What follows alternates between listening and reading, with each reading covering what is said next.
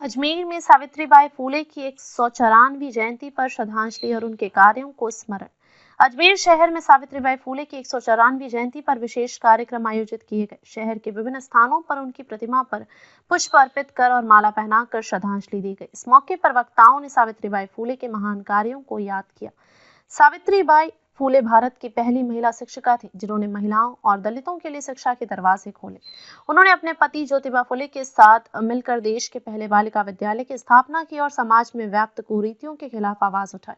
उन्होंने विधवा पुनर्विवाह और महिलाओं के अधिकारों के लिए भी संघर्ष किया। इस अवसर पर समाज सुधार और नारी सशक्तिकरण के प्रति उनके योगदान को नमन करते हुए लोगों ने उनके विचारों और आदर्शों पर चलने का संकल्प लिया।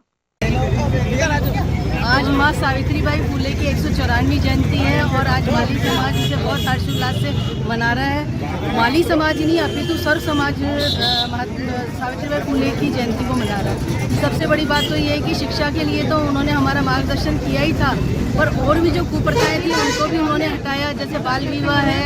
और पढ़ने के लिए उन्होंने जो विधवाओं को शादी का वापस करने के लिए बोला, वो भी आज हमारे लिए मार्गदर्शक की बहुत अच्छी बात है।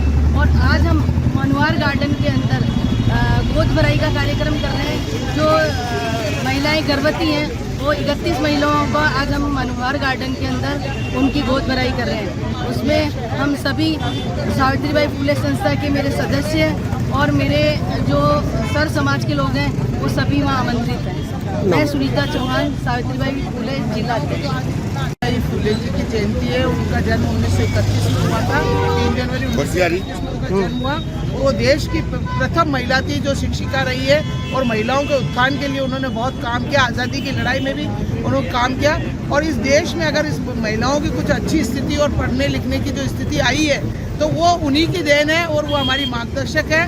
हम उनके मार्गदर्शन में और उनके बताए हुए मार्ग पर चल रहे हैं। और हम चाहते हैं कि जिस तरह से उन्होंने संघर्ष किया उस ज़माने में 1931 में जब उनका जन्म हुआ, उसके बाद उनकी शादी हुई, तब से ही उन्होंने महिलाओं की शिक्षा के ऊपर बहुत जोर दिया। और उस समय परिस्थिति ऐसी थी कि महिलाओं को शिक्षा पढ़ने का अधिकार भी नहीं था, महिलाओं को पढ़ाया भी नहीं जाता। लेकिन उसके बीच भी उन्होंने संघर्ष करते हुए महिलाओं के लिए जो काम किया उसको हम याद करते हैं। आज हम उनको श्रद्धासुमन अर्पित करते हैं और हम ये चाहते हैं कि इसी तरह से महिलाएं आगे बढ़ती रहें और शिक्षा के क्षेत्र में उन्नति करें। आज पूरे भारत में माता सावित्रीबाई फूले जी की 194वीं जयंती मनाई जा रही है। उसी के उपलक्ष्य में यहाँ भी पुष्कर में महात्मा ज्योतिबा फूले सर्किल विकास समिति के तत्वावधान में माता सावित्रीबाई फूले जी की जयंती मनाई गई, जिसमें पुष्कर के सभी आसपास के क्षेत्र के प्रबुद्धजन, सभी राजनीतिक पार्टियों के पदाधिकारी और सभी समाज से, सभी वर्गों से लोगों ने माता सावित्रीबाई फूले की यहाँ पुष्पांजलि की है। क्योंकि माता सावित्रीबाई फूले जी ने जिस तरीके से महिला शिक्षा के लिए, दलितों के उत्थान के लिए काम किया, और ये बहुत गौरव की बात है कि माता सावित्रीबाई फूले जो है वो भारत की पहली महिला शिक्षिका रही है। उन्होंने पहला महिला बालिकाओं के लिए स्कूल खोला। तो उनके काम को देखते हुए पूरे भारत में आज जो है उनकी जयंती बड़े हर्षोल्लास से मनाई जा रही है। आपका नाम? अजय सैनी, उपाध्यक्ष महात्मा ज्योतिबा फूले सर्किल विकास समिति। महात्मा ज्योतिबा फूले सर्किल गलेड़ा तिराहे पे माता सावित्रीबाई फूले की 194वीं जयंती मनाई गई, जिसमें सभी समाज के प्रबुद्धजनों ने पुष्पांजलि अर्पित की एवं माता सावित्रीबाई फूले के जो कार्य थे उस पर कुछ प्रकाश डाला। तो नारी शक्ति को बढ़ावा देने पे हम सब ने इस पे जोर दिया कि ज़्यादा से ज़्यादा नारी शक्ति को हमें सशक्त करना चाहिए। आपका नाम और सूरजमल दग्दी।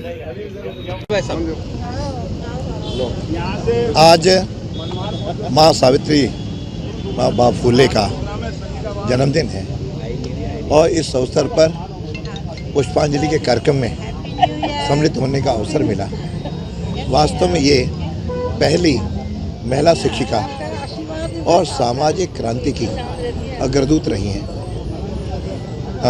माताओं बहनों में, महिलाओं में शिक्षा का जो इन्होंने उद्घोष किया, मैं समझता हूँ बहुत सराहनीय है। जो आज भी लगातार सभी दल के नेता महिलाओं में शिक्षा बढ़ाने की बात करते हैं। आज महिला शिक्षा आवश्यक है और उनके बताए हुए जो प्रयास हैं, काम हैं, मैं समझता हूँ कि उसको हम नमन भी करते हैं। उन प्रयासों को आगे ले जाने का लगातार हम सबको प्रयत्न करना चाहिए। ये उनको सच्ची उनके चरणों में नमन होगा तो मैं उनको अपनी ओर से बहुत बहुत भावपूर्ण श्रद्धांजलि देता हूँ, नमन करता हूँ।